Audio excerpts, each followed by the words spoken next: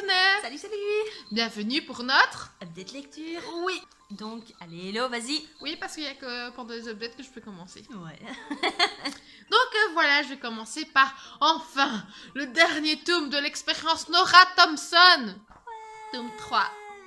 Aux éditions... Xo. Milan. Mais Xoxo, c'est bien aussi. De Michel Gagnon. Donc voilà, Nora qui du jour au lendemain se réveille sur une table d'opération. On lui a greffé un organe. C'est horrible. La façon dont tu le dis. Et donc voilà, elle est en quête de savoir ce que c'est cet organe, pourquoi on lui a greffé. On se rend compte que c'est les friqués. Un friqué, vous savez, les friqués du monde qui peuvent faire ce qu'ils veulent. Quand tout le monde ils ferme veulent. les yeux, voilà. Enfin voilà, on arrive au bout de sa quête. Et donc ici, toujours dans ce tome, le suspense est à son comble. En même temps, Et- si elle y était pas... Bah ça aurait pu s'essouffler en 3 tomes. Oh, mais bon, le troisième tome s'est soufflé pour le dernier. Hein. C'est triste. Il y en a qui se cassent la gueule. Là, c'est pas le cas. Donc, on a nos réponses à nos questions. Enfin, et surtout, c'est cohérent.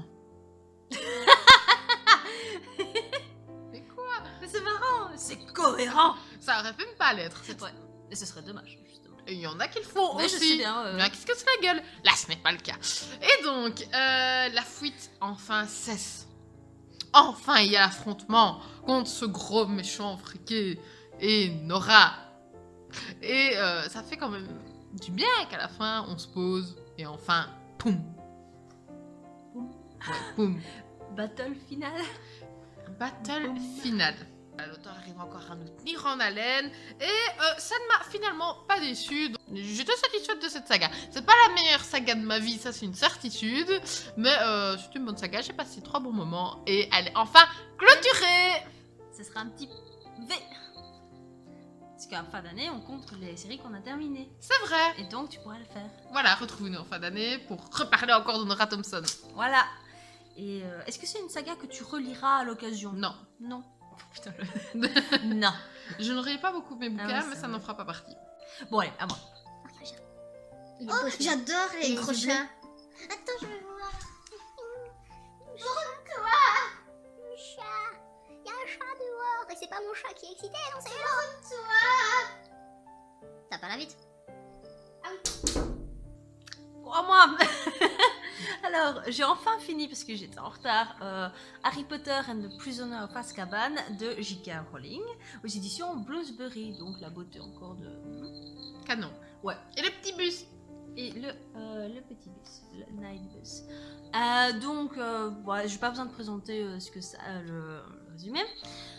Ce que j'en pense, j'ai beaucoup aimé. Donc, c'est déjà mon film préféré, Le prisonnier d'Azkaban. Mais là, ça dépasse toutes mes espérances. Enfin, je veux dire, on apprend tout plein de trucs sur le professeur Lupin.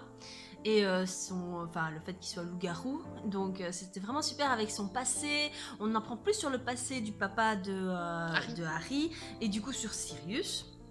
Non, c'est vraiment... Enfin, j'arrive même pas, tellement les mots me manquent, mais en fait, c'est... On n'imagine pas le nombre de détails qu'on retrouve Le film est dedans. superficiel par rapport au bouquin. Ah ouais, c'est franchement, ça. ouais. Et il y a des trucs, enfin, j'ai pas compris pourquoi on l'avait pas fait dans le film, notamment la façon dont il va, en fait, à Préolard. Désolée, j'ai la... Les films sont déjà très longs, Alva, et très... Mais fournis. si, ça n'aurait pas changé grand chose en fait. J'aurais pu faire. Bref. Voilà. Donc c'est vraiment pas mal en fait. Le nombre de détails est hallucinant dedans. Et on en apprend beaucoup plus, notamment sur du pourquoi, du comment en fait. J'avais pas compris en fait que la carte du maraudeur c'était en fait du coup Sirius, le papa d'Harry Potter, Peter Pettigrew et tout qui étaient les auteurs. On dit que c'est Patmol et tout ça, et c'est vrai que Patmol j'avais jamais calé, mais en fait c'est vrai qu'il est noté Patmol en fait. Mais on le dit pas assez dans le film, et ici on le dit clairement. C'est vraiment impressionnant en fait, parce que du coup tout est lié. Donc c'est vraiment pas mal. Donc ouais non, pour ceux qui ont vu les films comme moi mais qui n'avaient pas lu les livres, franchement je conseille, hein, allez-y, hein, et si vous voulez le faire en VO, c'est vraiment pas compliqué, donc le vocabulaire augmente au fur et à mesure, mais comme on démarre avec un vocabulaire d'enfant entre guillemets, c'est vraiment pas dur de suivre, et comme on connaît les films, on arrive à suivre plus ou moins quand même. Donc voilà, c'était waouh. C'est un de mes Pour l'instant, c'est mon tome favori de Harry Potter. Ça me donne très envie de le lire aussi, du coup. Ouais. Et là, je suis dans le tome 4 et je vous jure, la coupe de Quidditch, elle est plus impressionnante encore dans le livre qui a un chapitre entier, tandis que dans le film, c'est un peu... Ça me donne trop envie. Ouais. Ah, après, tu les liras. Alors, je vais continuer avec Ready Player One d'Ernest Klein aux éditions Michel Lafon. C'est l'édition Michel Lafon. Donc voilà, j'avais vu le film que j'avais énormément apprécié. Du coup, je me suis mis au livre et ce qui était très chouette, c'est que c'est complètement différent. Et donc, j'ai redécouvert, c'était pas du tout répétitif vu que j'ai découvert de nouvelles choses, ça se passe vraiment pas comme dans le film. Et ce qui est super chouette, c'est que l'auteur arrive vraiment à nous immerger dans ce monde qui est finalement très fantastique et très beau. Donc c'est une lecture très agréable. Voilà. Surtout que cet auteur et ce livre est très réputé pour la pop culture, donc rien que pour ça, ça vaut le coup parce qu'il y a des références absolument partout et l'auteur ne manque vraiment pas d'idées. Et enfin, le must du must, ce sont les citations qui nous font nous rendre compte que finalement les jeux vidéo, ce n'est pas la réalité et qu'il n'y a rien de tel que la réalité, parce que la réalité est réelle. Donc voilà, la petite morale dans le bouquin. Tout en ne diabolisant pas les jeux vidéo. C'est ça, mais ça nous fait prendre conscience que... Finalement, c'est ce vers quoi on va, hein, les casques de... virtuels. C'est ça. Et donc ça nous met un peu en garde que finalement, il n'y a rien de tel que la réalité. Oui. Parce qu'on y arrivera, mais il faut pas non plus diaboliser, parce que pour l'instant on a tendance à diaboliser le jeu vidéo comme quoi ça nous restreint et tout ça, alors que c'est pas forcément vrai. Et c'est pas forcément... Enfin, tout le monde ne s'enferme pas dans sa chambre à jouer. Enfin, je veux dire, nous deux on joue aux jeux vidéo et pourtant on sort encore, on a des potes, il n'y a pas de problème quoi. Mais voilà, il faut garder ça. Oui, il faut toujours avoir une idée du danger sans pour autant diaboliser la chose. Voilà, donc chouette bouquin, j'ai vraiment beaucoup aimé, je pense que ça peut être même un coup de cœur, donc voilà. Encore en train d'hésiter. Hein. Encore en train d'hésiter, mais je l'ai vraiment dévoré. Bon bah c'est parti, moi c'était pas avec un coup de cœur, mais c'était une bonne lecture. Voilà, donc j'ai lu le tome 1 de Cold Fury, donc ça s'appelle Alex, de Sawyer Bennett aux éditions Milady dans leur collection Blou romance. Beaucoup de blou après le bar. Blou, ouais. Donc voilà, donc la couverture pas top, hein, un mec torse-poil, c'est pas non plus... Alex est un joueur de hockey sur glace assez connu, donc l'équipe est en train de monter assez fort, donc c'est une star, et Alex est connu pour être un connard fini. Parce que bon, voilà, ouais, il traite les femmes comme des objets, mais bon, comme il le dit, il les traite comme des objets, mais les femmes savent ce qu'elles l'attendent, quoi. Elles payent pour une nuit de folie, pas plus, ni plus ni moins. Hein. Il les gouloum, j'ai envie de dire, et puis après c'est fini, quoi. Et donc nous suivons aussi en parallèle l'histoire de Sutton Price, qui elle a eu une relation longue avec quelqu'un, et ça s'est fini à cause de ce quelqu'un. Et en fait, c'est tout l'inverse, quoi. Elle fait pas du sport professionnel, elle travaille dans un centre anti-drogue et aide les jeunes à s'en sortir. Donc c'est vraiment totalement l'inverse. Mais Alex et Sutton vont avoir leur vie entrecroisée par le fait que pour redorer l'image d'Alex, il va devoir participer à ce centre anti-drogue, à une campagne de prévention dans les écoles et tout ça. Et Alex est loin d'être le mec connard et insensible qu'il voudrait bien le faire croire. Et Sutton va essayer, n'est pas dupe non plus. Mais il va y avoir pas mal de trucs, surtout qu'ils ont des passés fort tristes. Donc voilà. Donc qu'est-ce que j'en ai pensé? Alors j'ai bien aimé, c'était une lecture cool. Je m'attendais quand même à plus de passé douloureux. Enfin je trouve qu'ils ont eu un fort passé douloureux. Mais à partir d'un moment, en fait dans le bouquin, on dit qu'ils ont eu plus ou moins le même bagage. Et quand on sait, enfin Alex à un moment donné se rend compte que Sutton a eu un truc et qu'elle a réussi à s'en sortir et tout ça. Et au lieu de se dire... ah, c'est cool et tout ça, mais au lieu d'aller lui en parler et tout ça, il se ferme complètement et il dit ouais mais non mais moi j'y arriverai jamais quoi. Bon à partir de là ça a plus trop été, mais je trouve que en fait l'histoire aurait pu s'arrêter 50 voire 100 pages avant, et après il n'y a plus lieu d'être. Beaucoup de blabla. C'est ça. Et ce que j'ai vraiment trouvé vraiment dommage, et que j'espère que les tomes suivants ne seront pas ça, c'est qu'il y a beaucoup d'histoires de cul. Mais c'est vrai que c'est dommage parce que franchement au bout d'un moment... la fille, c'est limite si elle voudrait bien creuser un peu plus le sujet. Le mec la retourne et fait son affaire. À la fille, elle a oublié, hein, et elle sait en plus que c'était pour ça. que ça a été uniquement cette raison-là. Et j'ai pas compris. J'étais là, la fille, elle a l'air d'être intelligente, posée, calme, et qui n'a pas envie d'une relation instable, et pouf. Oh, un petit coup, c'est bon, hein. J'étais là, je trouve ça dommage, c'était une petite incohérence, et trop de cul, ça tue le cul, quoi. À un moment donné, j'en en avais marre. C'était parti tout le temps, qu'ils se voyaient, et hop, ils partaient. J'étais là, c'est cool d'être passionné, hein, mais à un moment donné, faut arrêter, hein. Donc voilà. C'était sympa, et j'ai quand même envie de voir le tome 2 parce que ça a l'air d'être un mec. Enfin, on suit les histoires des gens de l'équipe de Alex, quoi. Et j'ai envie de savoir le deuxième parce qu'il a l'air gentleman avec les femmes, sans pour autant en avoir une en particulier, hein. Donc c'est un homme à femme aussi, mais je voudrais bien savoir qui ça va être et surtout si ils ont un passé douloureux. Donc voilà.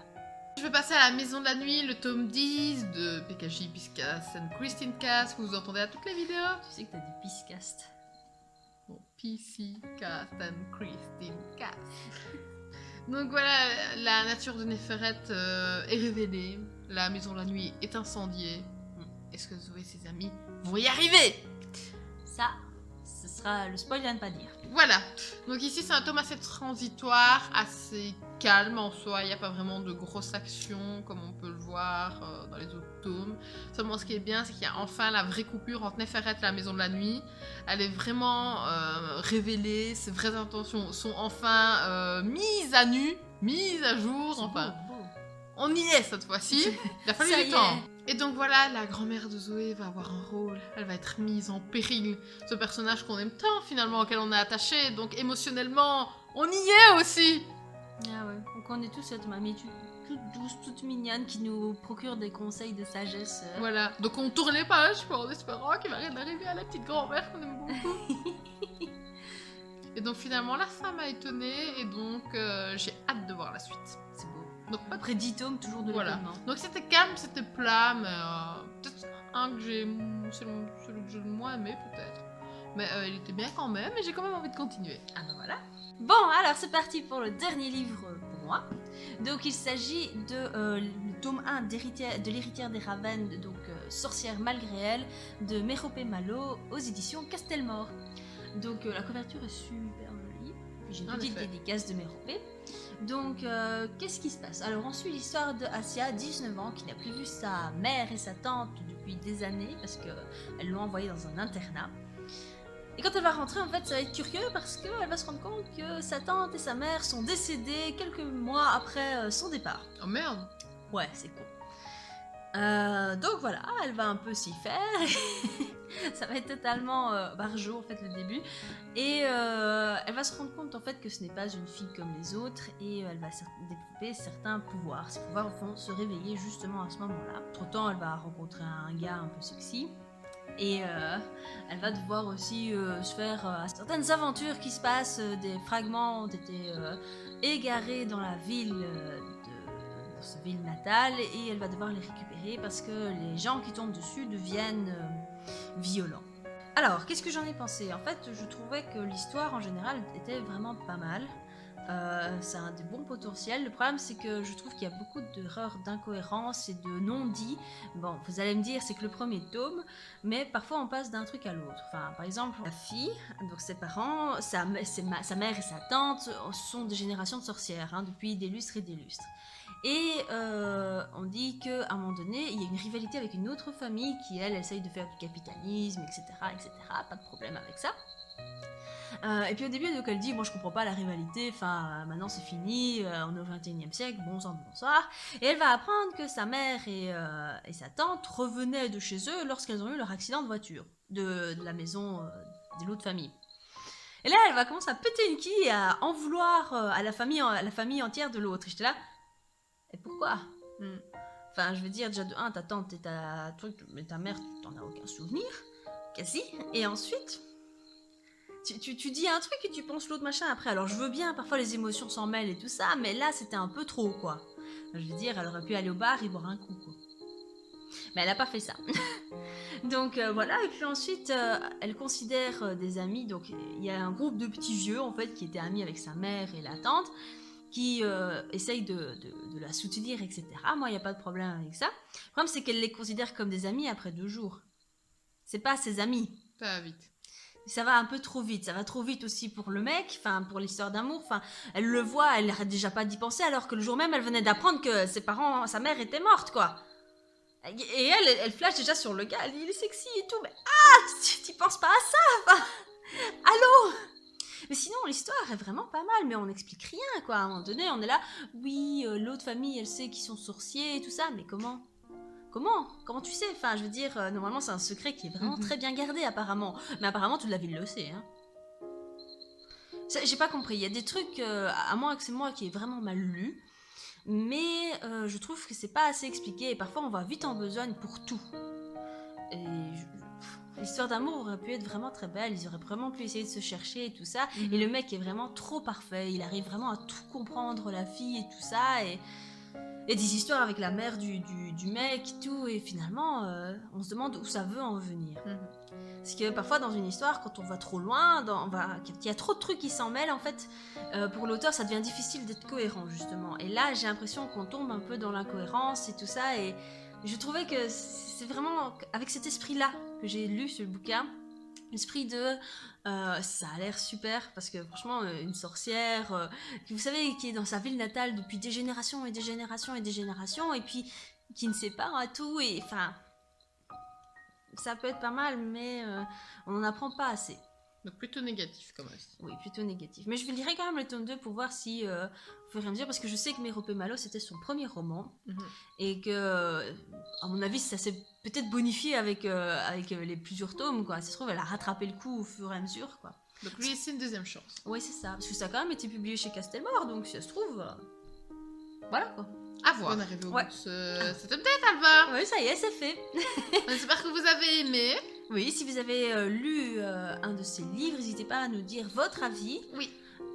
Sinon, si vous avez envie de nous parler d'un autre bouquin, n'hésitez pas non plus. Hein. Donnez-nous plein d'idées. Voilà. N'oubliez pas. Papa dans l'air, si vous avez aimé. De s'abonner pour plus de vidéos, évidemment, Alva. oui. Voilà. Et sinon, plus qu'une chose à dire. Oui. Bisous.